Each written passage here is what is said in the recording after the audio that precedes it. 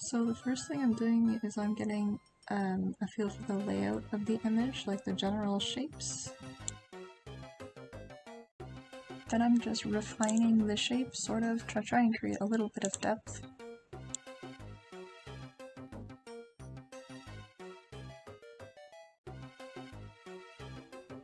Then I add a few rocks and shit.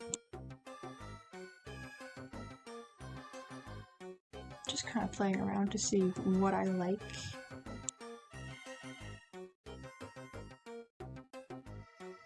And then I add sort of like how big I want the flowers to be, because I want there to be flowers in this picture.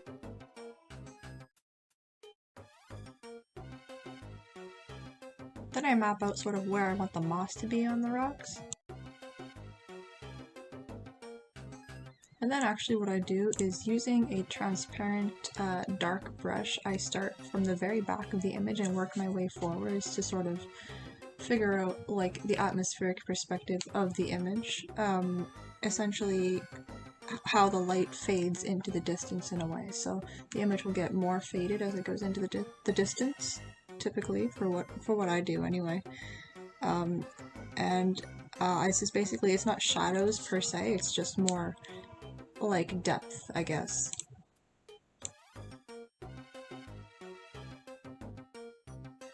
At this point, I'm like completely disregarding the character as if he's not even in the image. I was kind of indecisive about like where I wanted the darkness to go, because I wasn't sure how much contrast I wanted.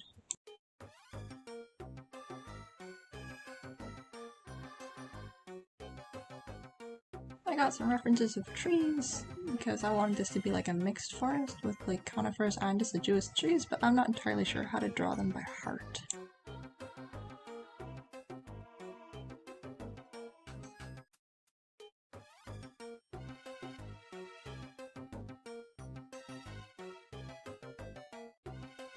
So I kind of started sketching them out, but I didn't really like how it looked, so I ended up sort of stopping and going for a more natural kind of look, starting like the middle of the image.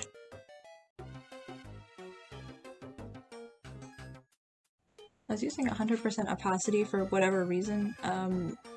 The fun thing you can do with trees is just like, you don't have to show the leaves at first, you can just sort of make them disappear into the top of the image, and it's great. It saves you a lot of effort, and you can put the leaves in, you know, whenever you're ready or whatever feels right to you. You can also do like multiple sizes of trees. You can do the really big chonkers and the little dudes.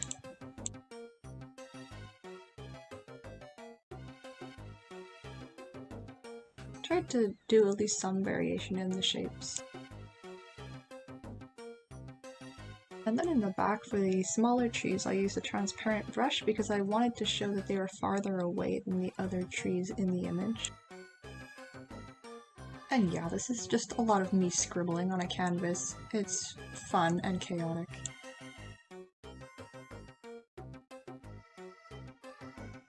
And then I inverse the contrast. The reason why I did that is because I wanted the sky to be dark, but I also wanted to see my image clearly.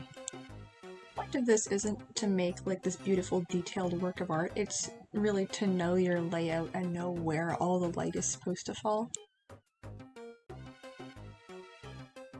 So I wanted to figure out where the light from the moon was going to fall on the surfaces in the image and sort of map out my shading a little bit.